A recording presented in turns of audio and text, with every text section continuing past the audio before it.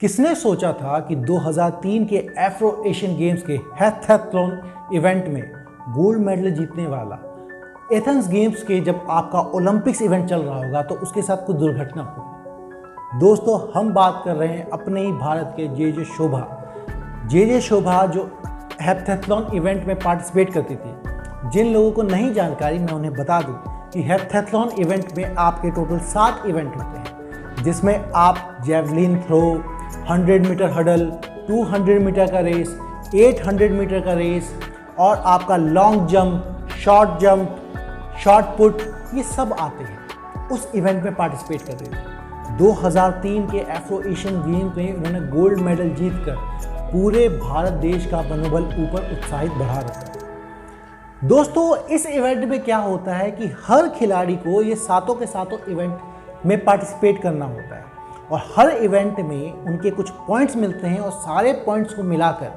Total आपकी ranking बनती है और उसके बेसिस पे मेडल मिलता है। हर एथलीट का, क्योंकि 7 इवेंट है, कोई ना कोई इवेंट एक फेवरेट इवेंट हुआ करता है जिसमें वो अपना बेस्ट परफॉर्म करके सबसे ज़्यादा मार्क्स ला के, आप रेटिंग्स ला के काफ़ी आगे तक पहुंच सकता है। वही इवेंट था हमारे जे शोभा का 800 मीटर की रेस।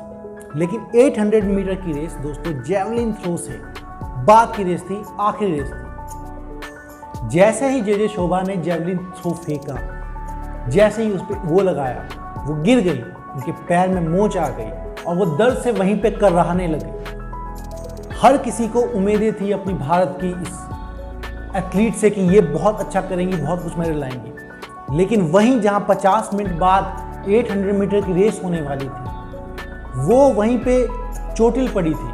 उन्हें स्ट्रेचर मंगाना पड़ा जिस पे उन्हें लेके जाया गया। यूं लगा कि वो अब डिस्क्वालीफाइड हो पाएंगी, वो रेस भी कंप्लीट नहीं कर पाएंगी। 50 मिनट बाद जब पूरी दुनिया मान चुकी थी कि अब तो वो रेस से बाहर है, हो ही नहीं सकता। जिनको आप स्ट्रेचर पे लेके जा रहे हो, पैर पकड़ रहे हो, भाग पाएंगी क्या?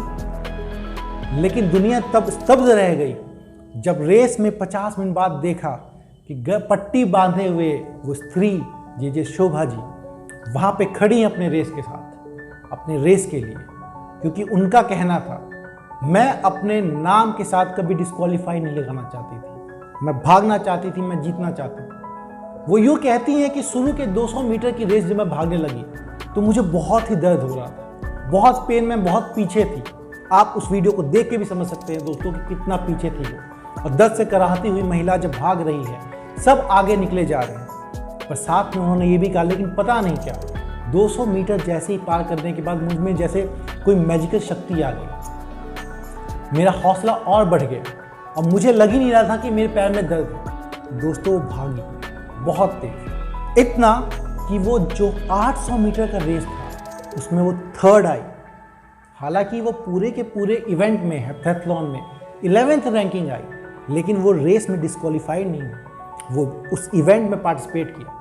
इसी तरह के जज्बे और उनका जो जज्बे से वो मतलब पूरे दुनिया में मशहूर हो गई, भारत का नाम ऊंचा किया। 2004 में उन्हें अर्जुन अवार्ड से पुरस्कृत किया गया। तो दोस्तों, आपको ये समझना है कि कई बार परिस्थितियां लगता है आपके विपरीत हैं, वो आपको हरा देंगी, आप उनसे हार गए और आप लड़ नहीं सकते। पर कभी हार मत मानना, क्योंकि हार अंदर से होती है। शारीरिक पीड़ा आप सह लोगे, लेकिन हार की पीड़ा सह नहीं पाओगे। विजय मन से होती है, शरीर आपको उस तक पहुंचने में मदद करता है।